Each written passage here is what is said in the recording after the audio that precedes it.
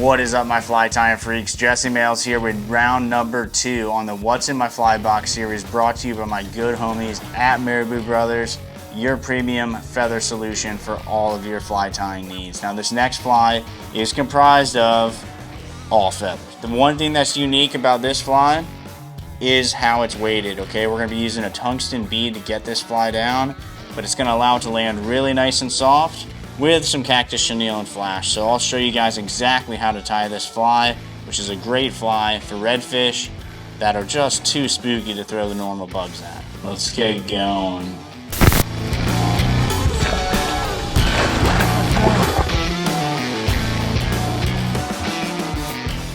Like I said previously, if you want to tie the most craziest flies, this is not your spot. We're doing easy, simple flies that anybody can tie, and flies that are practical and catch fish, okay? Thread wise, we're using 210 Fly Master right here, and this is in like a wine color. Go ahead and just throw some nice thread wraps back and forth, and we'll trim that off. First thing we need to do is go ahead and add the weight to this fly, and we're gonna do that by attaching a piece of 25-pound fluorocarbon right to the top of the shank here, and just work it back just a little ways like this. Next, we're going to take this bead, slide it right down in place, and secure it down on the other side, and then run that just a little ways down the shank to where it starts to bend, and we'll trim that off. First material we're going to use here is an orange Flashabou, and you just need about 6 to 8 strands here. So we're going to take a few of these strands and just tie them facing backwards right down the hook shank, and we only need these to be about 1 inch long, okay, just like that. Go ahead and just even them up. The tail on this fly is going to be Hackle, and here we have some beautiful hackles from the homies at Marabou Brothers, and we're essentially just going to take 2 on each side and splay them off the back, and you don't want them to be more than 1.5 inches, okay? We're not looking for a really long fly. We just want one that's going to be nice, have a great profile, Part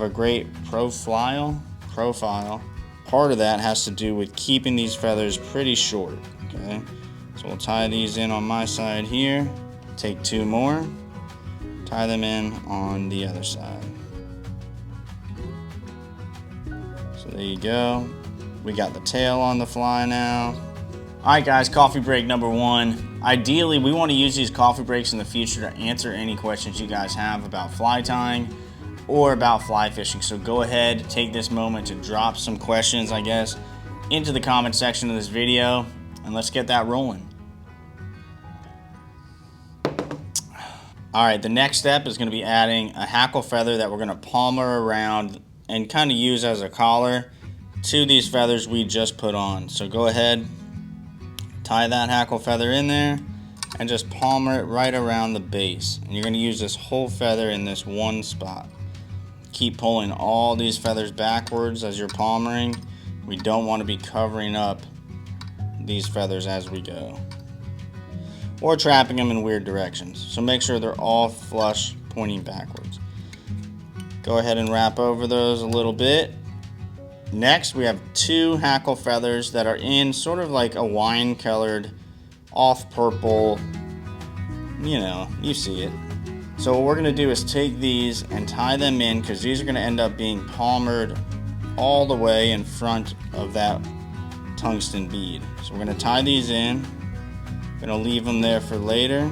There you go. And the next step is going to be adding in some micro Cactus Chenille that's in purple, but it's not real flashy, okay? There's no flash built into this Cactus Chenille here. We're going to tie that in and start palmering this all the way up the shank of the hook. You don't want to be trapping this.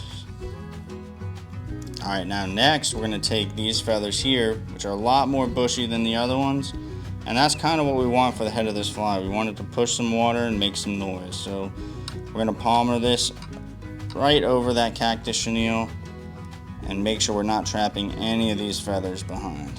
Okay, just like that. One more time, and we'll tie it off up in front. Pull all those fibers backwards.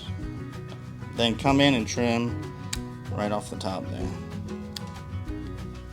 And lay a little thread base. There we go. So now we got a really nice body of this fly. We got some flash in there.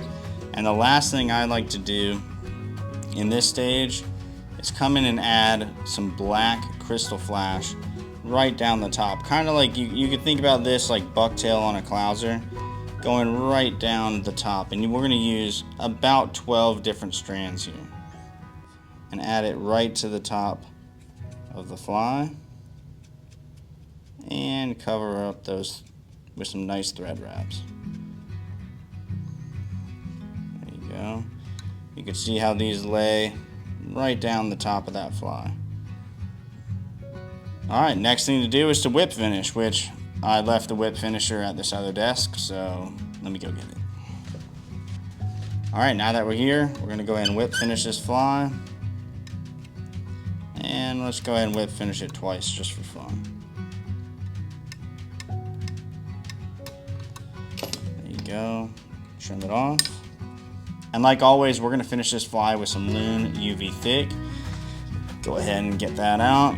And lay some of this over all these thread wraps here. This is going to protect that fly and make sure we can catch multiple fish with it before we break it. There you go. Go ahead and zap it.